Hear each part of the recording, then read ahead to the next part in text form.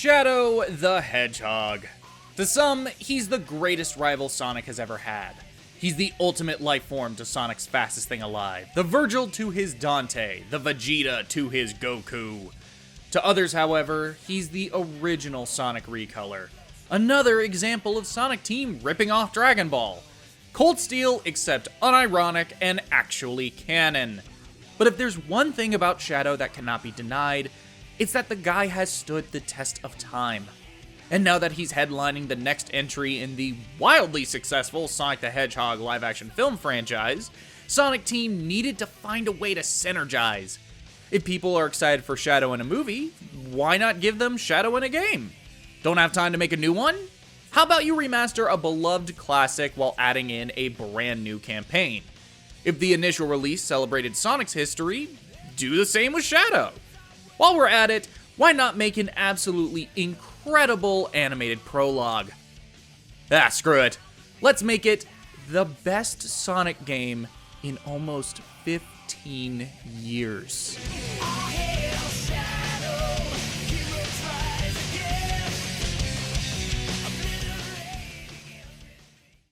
For the last 6 years, every new entry in the Sonic franchise has been accompanied by an animated short or series of shorts. The trend started with Sonic Mania Adventures, a 5-part miniseries meant to tie in with the release of Sonic Mania Plus, and over time has become a beloved staple of the Sonic marketing cycle. Whether it was a 2-parter like Team Sonic Racing Overdrive, a single standalone short like Sonic Frontiers Prologue Divergence, or simply an animated intro like for Sonic Dream Team, there was always something animated to tie in with a new game. We would even get the ongoing series Tails Tube, a VTuber-style talk show hosted by Tails that acts as a promotion for upcoming projects, a place to establish current series lore, or an outlet for fun little skits. And yet, despite how many of them there are, there really is nothing else like Sonic X Shadow Generations: Dark Beginnings. Dark Beginnings is a 3-part miniseries that released in the weeks leading up to the launch of Sonic X Shadow Generations, detailing the events that end with Shadow heading towards the Ark and setting the stage for the main game. Animated by Studio Gigex and Simage Animation, as well as being written by longtime Sonic comic writer turned Sonic game writer Ian Flynn, Dark Beginnings is a fantastic tone setter for the game that followed. From a technical point of view, probably my favorite aspect of Dark Beginnings is the heavy emphasis on action. Every episode contains at least one fight scene, and each one sent a shiver down my spine. Shadow vs. Emerald hits you like a truck with how instantaneous it begins. While neither character uses any truly crazy moves, the way every punch thrown is accentuated by the clashes of blue and red effects makes every time the pair make contact feel like a potential final blow, eventually using these punches to naturally transition the story, reality shattering around Shadow as a result of a clash. As the series goes on, each fight also acts as a fantastic display of each character's unique moveset. From Shadow's speed to Rouge's acrobatics to Omega's penchant for heavy weaponry. I particularly love the sequence in the final episode where Shadow catches a missile fired from the Blue Falcon and turns it back towards the ship, only for Shadow to get to it before the missile, catching it again, and throwing it directly into the hull. It's all just so creative and fun in ways that Sonic has never really done before. Also, the interplay between Team Dark here, both in terms of action and in terms of character, is top-notch. It's the first time they felt like an actual team since Sonic 06. But most importantly, to me at least, is the fact that all of this is so incredibly readable. There has been a growing trend lately in action animation to feature a ton of flashy effects, fast cuts, and for constant movement. The series that comes to mind that I feel has helped popularize this style are Demon Slayer, Jujutsu Kaisen, and One Piece. While I adore One Piece and think the animation has genuinely never been better than it is now, I'd be lying if I said I didn't find myself getting lost in all of the action. Sure, I know a punch was thrown, but I might not be able to tell you how it was thrown, where it hit, the kind of impact it had, the placement of each character in the set, where the camera is in relation to everything, etc. I just can't help but appreciate how Dark Beginnings keeps everything so easy to understand despite its exhilarating action and constant sense of speed. If there were any complaints I have, it's that there is the occasional wonky compositing as well as the shots of the gun commander, now with a real name, both as a child and as an adult. Compared to the rest of the prologue, these shots of Abe just look distractingly different. He's only ever depicted in 2D as opposed to a mix of 2D and 3D.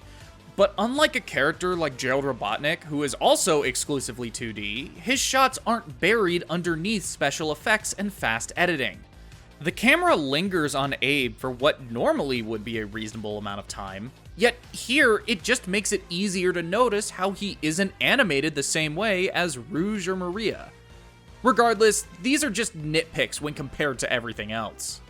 What we have here is a beautiful blend of 2D and 3D animation, fantastic action choreography, and some truly excellent character writing that not only restores the nuance to Shadow's character after a decade of mandated simplicity, but also perfectly executes it in one of the best scripts I've ever seen in a piece of Sonic the Hedgehog media. With Dark Beginnings acting as just a taste of what was to come in terms of story, what exactly did we get in the end? Is it a big, ambitious, multi-choice narrative exploring Shadow's character and purpose? Or is it an epic new origin story meant to establish what Shadow even is in the modern day? Well, what if I told you it's a little of column A, little of column B, all wrapped up in a small, concise, personal tale meant to hit at the core of what Shadow is all about. Unlike Shadow's previous solo adventure, the story of Shadow Generations is actually pretty short. Seeing as there's only one possible route to go down, you don't have to worry about replaying the same stages or repeating the same plot beats just to access new content and reach the true ending. Well, unless you want to count the Sonic Generations Shadow Generations split as being akin to multiple stories, like what the 2000s era loved to do.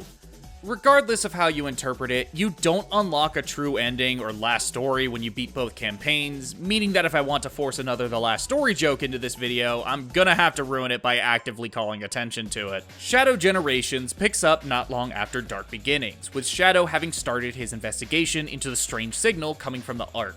As he turns the corner, he sees the space station freaking out, like reality itself is being warped. Soon after, the Time Eater appears and drags Shadow into a portal, dumping him out into the white space. From here, Shadow explores this strange place, running into allies and friends, an old enemy, and two people he never thought he would see ever again.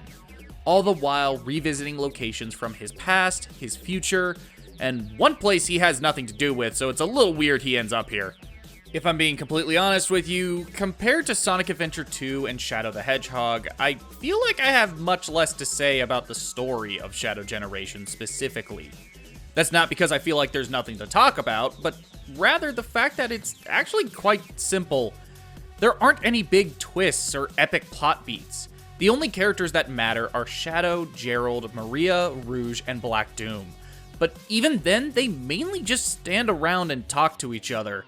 Black Doom's goal in all of this is to force Shadow into awakening more of his latent Black Arm DNA, so that he can fully take control of his body and not have to worry about the fact that Shadow is his own independent being that can disobey orders. However, through the love and support of Maria and Gerald, Shadow is able to retain that sense of self and win out in the end. And that's really all that actually happens here. It's still miles above what we had in the original Sonic Generations, mind you, but you shouldn't come to this expecting some grand narrative. So rather than an epic story, what you do get is some solid character work that really dives into what made Shadow work in the first place, all the while fleshing out the world of his past. Something I really appreciate about the current direction of the Sonic franchise is how they're trying to make it feel like a living, breathing world where characters and locations matter and very little is arbitrary. It's almost like a DC or Marvel comic book, only without all the confusing reading orders and stupid required readings. The best example of this direction is without a doubt Gerald Robotnik's journal, made available to us for the first time both physically if you buy the Day 1 physical edition, and in-game as an unlockable by opening these chests that spawn attached to some balloons in the hub world. What you find in this journal not only greatly expands upon Gerald as a character, but also ties in so many different elements of the Sonic universe in a way that just makes sense. The mounting pressure placed on Gerald by Gunn to provide them with military weaponry, leading to him mutating the Bio-Lizard, the creation of the artificial chaoses, as well as the attempt to co-op a weapon built by an ancient civilization, all of which would backfire and, in one case, almost destroy the Ark. The insanely unethical decision to bring Maria onto the Ark without the permission of her parents so that he can create a cure, putting a massive strain on his relationship with his children, and ultimately for the then president to pressure him into using that research to create immortality. The people he's hurt, the lives he's ruined, and the expectations placed on him from others and himself all build to his eventual snap once Gunn invades and kills Maria. Even as you read his diary, you can see evidence of his eventual descent into sociopathy, as pages are torn, burnt, and covered in black ink, as both he and Gunn censor the true nature of his experience. This diary connects so many dots in the Sonic lore, taking isolated plot threads, connecting them back together, adding new pieces of lore that serves to flesh out the backgrounds of these characters, and tying it all up with potentially one of the most tragic stories in the series. This little booklet is just incredible, and I didn't even get into the insane level of effort put into the production of this thing. I just can't praise it enough. Something also really incredible is the fact that Sonic Generations, out of all Sonic games, is the one that easily has the most universal critical acclaim.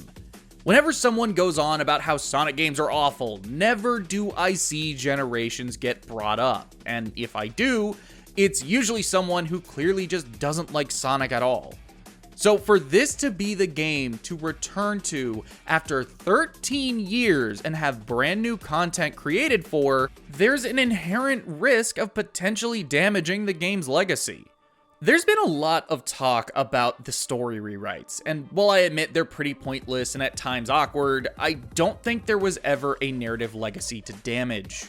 Now gameplay, that's another thing entirely. I mean, we all saw Sonic Colors Ultimate. Anytime I bring that game up with my friends, they almost always jump to potential seizures. So with Shadow Generations aiming to merge Sonic Generations with a Sonic Frontiers inspired hub world, could Sonic Team make it work without turning it into another Sega hired that man situation? Don't answer that question. I already said this was the best Sonic game in almost 15 years. Hell, I think I like it more than the original Generations. It should go without saying that Shadow Generations plays very similarly to the base game. However, rather than simply making Shadow a reskin of Sonic, Sonic Team gave him his own unique moveset that not only gives Shadow his own brand of fun, but also makes the two utterly inexchangeable. When you first start the game, Shadow comes equipped with 3 base abilities: Chaos Snap, Chaos Spear, and Chaos Control. Chaos Snap is like a special version of the homing attack that's reserved specifically for enemies. What makes it different is that Shadow can use it to bypass certain obstacles, such as a wall of lasers, by snapping to an enemy on the other side. Chaos Spear, meanwhile, allows you to stun enemies, power on switches, and break open certain objects. But easily the best of these 3 abilities is Chaos Control. While not the first time it's been implemented in regular gameplay, Shadow Generations treats Chaos Control almost like a second boost meter, being filled up when you defeat enemies or open a capsule that instantly fills the entire gauge. When activated, Chaos Control freezes everything in time, including the level timer itself. What makes this the best iteration of Chaos Control, however, is how these levels are built with this mechanic in mind. By activating it at the right times, you can avoid obstacles that otherwise prevent you from accessing a certain path, or even create new paths by freezing obstacles in place. What I love about this is how the game pushes you to really think about the level and its spectacle. The rails in Rail Canyon being blown up isn't there just to be exciting, it's there to force you down a specific path by destroying the alternatives. If you freeze time, you can take those rails to a brand new part of the level that you didn't even know was there. This kind of smart level design that requires you to pay attention to and think about the events of the level isn't new for the Sonic series, but this is easily one of my favorite implementations of it, due in large part to Shadow's abilities, both the ones I've already described, as well as his brand new Doom powers. The first power you unlock, Doom Spear, is basically just an enhancement to your Chaos Spear, letting you target multiple targets at once.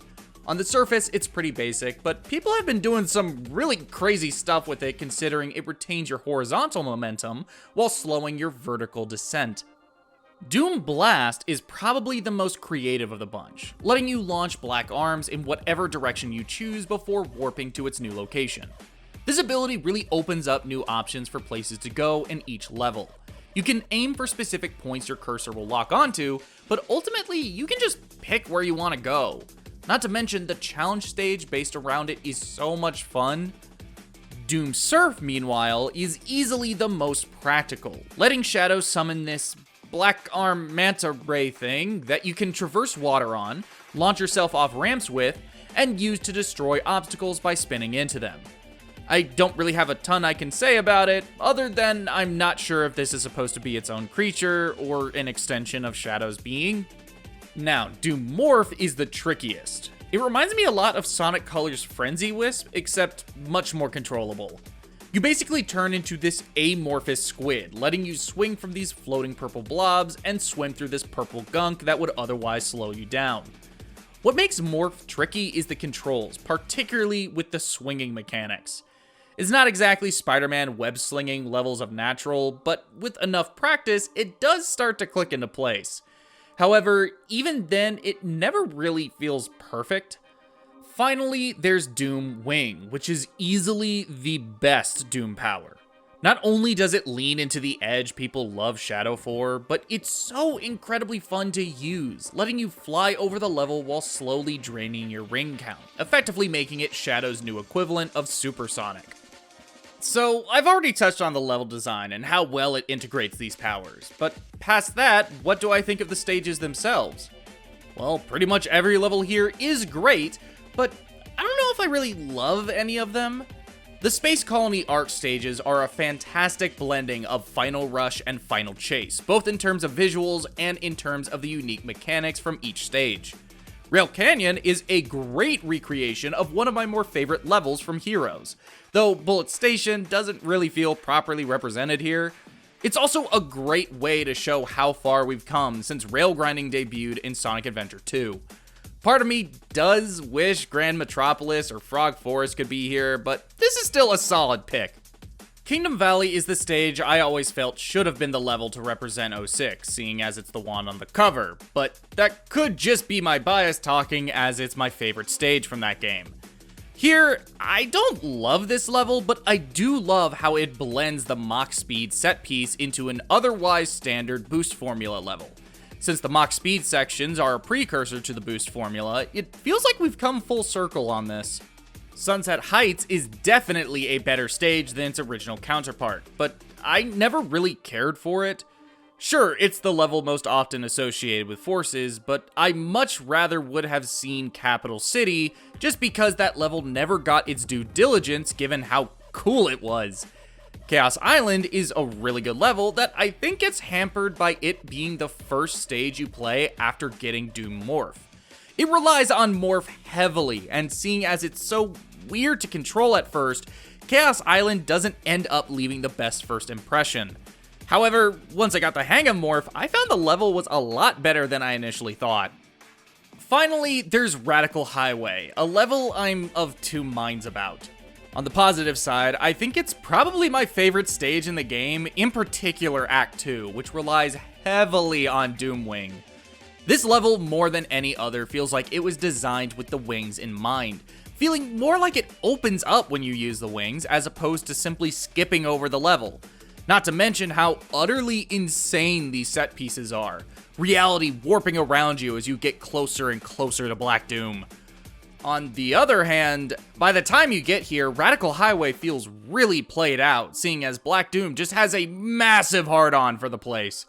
I do think there's both a thematic and practical reason for it that I'll get into later, but the fact that the final level is an area that quite literally invades 3 of the 5 other stages in the game really lessens the impact of it once you get to it proper. On another note, why are there no levels from Shadow the Hedgehog? Why couldn't the final level be the Black Comet? It's a much more natural endgame, both in terms of stake raising and in terms of thematic importance. Not to mention, it makes more sense for Black Doom to be hanging out there than Radical Highway of all places. You can still keep it, just don't let Radical Highway be the final level when it already encroaches on other stages' territories. Oh, and I do really appreciate how every Act 1 is fully 3D with no 2D segments, which really helps them stand out from the fully 2D Act 2s. I think 2D has its place in an otherwise 3D Sonic game, but it always bugged me how every 3D stage had to have a 2D segment, even though there were always plenty of 2D stages. Now, how about the hub world? The original white space in Sonic Generations is pretty simple, being a 2D straight line with a little bit of platforming in order to get to the challenge stages. Shadow's white space, on the other hand, is entirely 3D and is much more involved. While there are less main and challenge stages than the base game, what we get instead are chests, time challenges, and nuts and bolts to find for Orbot and Cubot's spaceship, all of which reward you with concept art, game recaps, and music you can play in any level. As I said before, this hub world is an evolution of the open world design of Sonic Frontiers, and I personally think it proves that this direction totally works for Sonic. The smaller space forcing everything closer together really makes it feel less like isolated obstacle courses and more like one giant whole. While in Frontiers, the open puzzle design was intended, whenever I finished a challenge in a way that wasn't the clear and blatant route, it never really felt right. Like, instead of the puzzle allowing for multiple answers, I instead cheesed it in a way that potentially robbed the reward of any satisfaction because it wasn't the obvious way to get to it. In Shadow Generations, I never felt this way, likely in part because the intended way to get to the reward wasn't actually obvious. By pushing everything together, it blurs the lines between each path, making it much more rewarding to actually decide on my own path towards the goal. And oh my god, there are so many goals. It always feels like there's some other secret to be found, and I never get tired of it. This is the kind of open zone design that I want to see more of come the next Sonic game. Well, now's about the time I start taking Shadow the Hedgehog way too seriously. One of the concerns when this game was first announced was the quality of Shadow's writing. Yes, I'm talking about the mandates. You see, in the 2010s, the Sonic franchise got hit with corporate mandates that greatly affected how the characters were written. From Sonic Colors to Team Sonic Racing, everything was written like a Saturday morning cartoon, with whatever story present being de-emphasized and any attempt at character depth practically being non-existent. For instance, Sonic wasn't allowed to show any extreme emotions, with a particularly loose definition of the word extreme. Tails could only play support to Sonic, ignoring any previous characterization of him as someone who could still fight despite not being as good as his friends. While I feel this kind of writing could work for certain games, others it drastically harmed any kind of potential the concept might have had. The prime example of this being Sonic Forces, a game about Eggman having conquered the entire world and Sonic's friends leading a global resistance. Shadow was one of the characters who suffered the most from these mandates, being relegated to nothing more than Sonic's rival. Any complication he had previously was ignored in favor of him simply hating Sonic and wanting to fight. Funnily enough, this period of writing actually reminds me a lot of modern Dragon Ball, with Goku and Vegeta being flanderized in similar ways to Sonic and Shadow. Once again, Sega owes all of their success to Dragon Ball. While the Sonic the Hedgehog comics didn't suffer to the same degree as the games, it still suffered from specific mandates as well as its own host of problems. Once the comics started over at IDW and it was decided for them to take place in the same canon as the games, the mandates surrounding how Shadow was written was still an issue, resulting in the writers being hesitant to use the character due to how tricky he could be to work with. Thankfully, starting with Sonic Frontiers, a lot of these mandates were relaxed alongside the decision to bring longtime fan-favorite comic writer Ian Flynn on board to write the script. What we got was a game that, much like Shadow Generations, didn't have the most complex story, but it did have one that felt much richer in terms of character, even spawning one whom I'm sure has become a mainstay. With Shadow taking the forefront again, there was still some concerns about the mandates still being in effect and preventing him from being the character people know and love. And thank God, they weren't. To me, it feels like the goal of Shadow Generations was to re-establish who Shadow is. To dig up those moments, those emotions, that nuance and complexity, confront it, and create a baseline from which the character can move forward. While most of the choices made were likely done out of necessity, I still believe there's a degree of narrative purpose behind some of them. For instance, Radical Highway. Much like with Sonic Generations, Shadow returns to 6 levels he has explored before, will explore, and one that's only here because asset reuse seems to have been a priority. Radical Highway lets them reuse assets from Speed Highway. Metal Overlord paints over the towers from Chemical Plant while taking the purple out of the water in an attempt to pass it off as Final Fortress. And both Chaos Island and Sunset Heights, they could just drag and drop the assets from their respective games without having to disguise it as something else. Obviously, I have no issue with reusing assets, especially in a game that's all about revisiting past locations. However, this focus on asset reuse makes the stages that had more of a purpose in being included so much more meaningful. For as much as Black Doom just seems addicted to Radical Highway of all places, it actually makes complete thematic sense for him to send Shadow there. Not only is it Shadow's equivalent of Green Hill Zone, being the first proper stage where you played as Shadow, but it's the stage where he was arguably at his lowest. It's where he first declares for all to see his desires and intentions. Revenge. The moment where he was closest to being what Black Doom wanted him to be. A herald of destruction, meant to destroy and enslave, driven by a misplaced sense of vengeance. In a story about Black Doom trying to turn Shadow into a will-less puppet, I feel there's a purpose in bringing him back here. I just wish it wasn't the only place Black Doom brought you to. The way I look at it, this could have been a great first stepping stone in a sort of dissection of Shadow the Hedgehog, bringing him back to stages associated with various low points in his life. Maybe use the whole time travel shenanigans to hand wave away the iffy canon surrounding Shadow's self-titled entry, bringing in stages where he was doing something bad, destroying the gun fortress, hunting down the president and air fleet. Hell, why not bring in Lava Shelter where Shadow came face to face with a ton of Shadow androids? That was a weird yet important part of his story. It's a plot point that started in Heroes, so even if Lava Shelter isn't canon, the androids still are. Wait, did Eggman ever do anything with the Shadow androids, like, canonically? Did he just make an army of Shadow androids and then just let them sit there?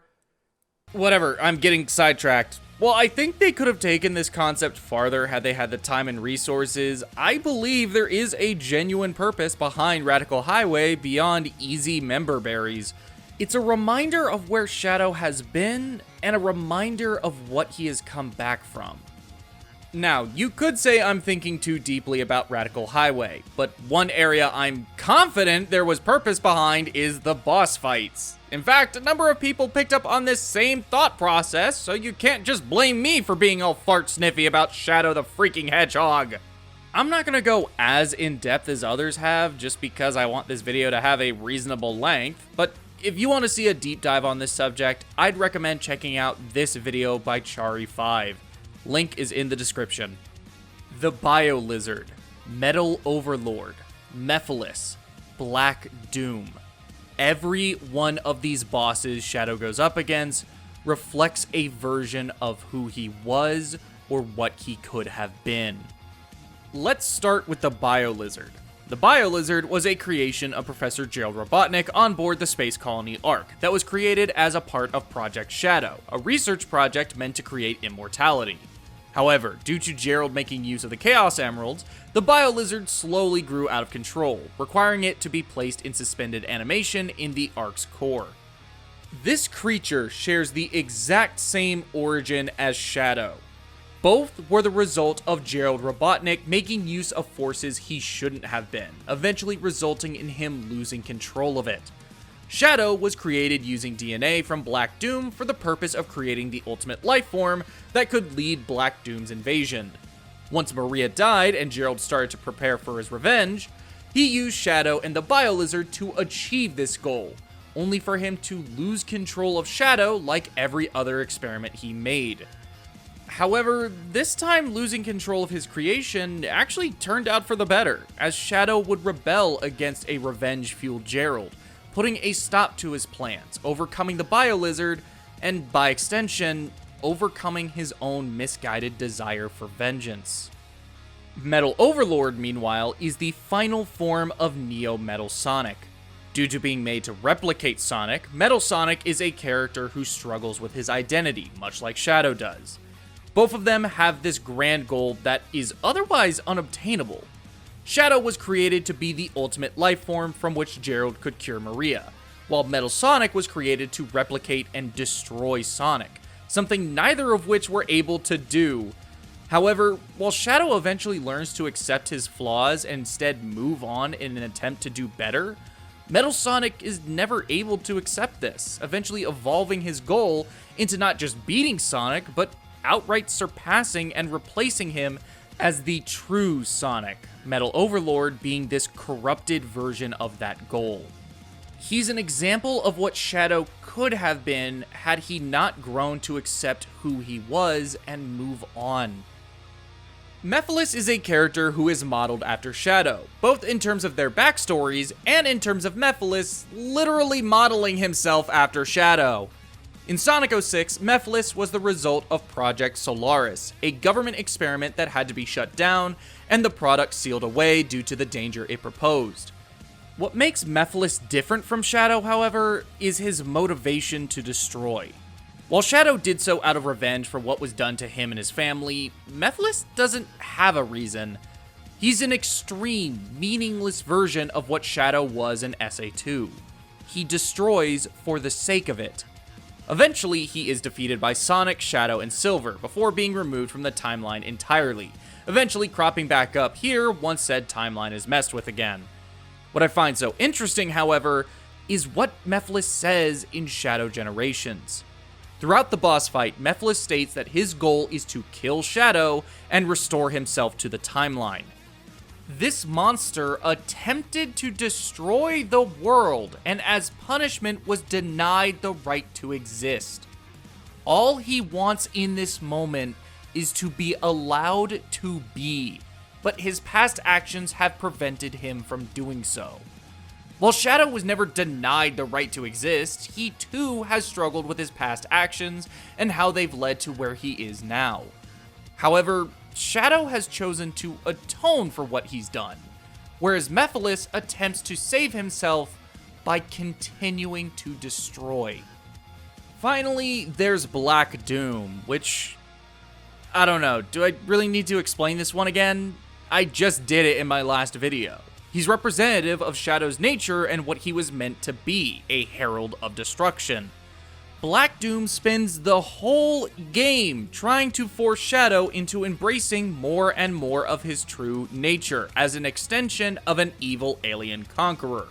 The more he relies on these powers, the easier it becomes for him to lose control.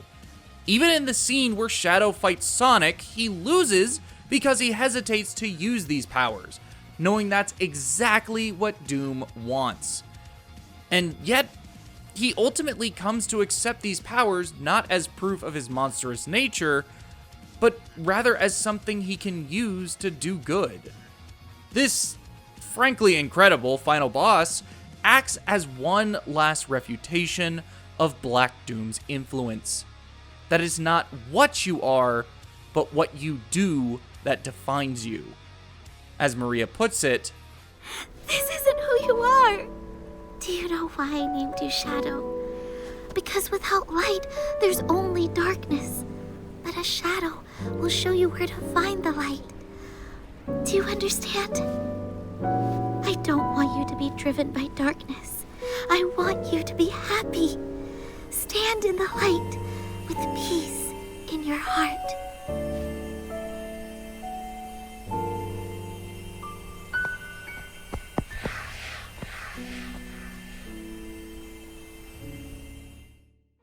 now, does everything I just said sound cheesy? Isn't it kind of silly to be looking this deeply into a 23-year-old edgy cartoon character intended for children to go, "Wow, he's so badass"? Hell, what even are the odds that everything I just said is entirely a creation of my own mind and little to none of it was intended by Sonic Team? Well, you know what? I don't even think you're wrong for thinking all of this. I fully admit that, yeah, it is cheesy. It is silly. But I don't care. I like this. It's fun. As I've gotten older, I've found that people tend to enjoy things in different ways. They read it in different ways. They interpret it in different ways. I think I can still have my opinions on whether something is good or bad, but I just don't feel as though I have the right to tell someone they're wrong for enjoying it a certain way. Shadow marked a change in direction, one that evolved the franchise and ingrained it in the minds of children. When I look at this franchise, what I see are stories and characters that are intended to be more than what they would otherwise be. Games that are trying to say something and be more than just the game that came as a result of market research in an attempt to dethrone Mario. You can argue that maybe it's not the most appropriate or fitting direction for such a series. And to a degree, I can't really argue with you. I see where you're coming from. I think there's a place for those simpler games, ones with simple stories and simple themes. But as someone whose first two console games were Super Mario Sunshine and Sonic Adventure, I don't know if I agree that we should be so strict about what a series can and can't be. Sure, a series can go too far in one direction and lose itself, but that's the case with any direction. What I see now is an attempt to reestablish what made Sonic stories so special. Fun narratives with more depth than a traditional platformer, starring a cast of lovable characters. And to me, Shadow is the most important character to do it with.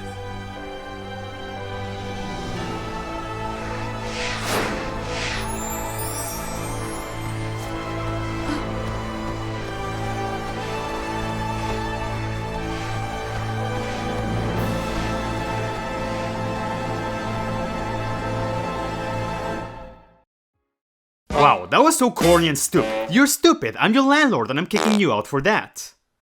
What?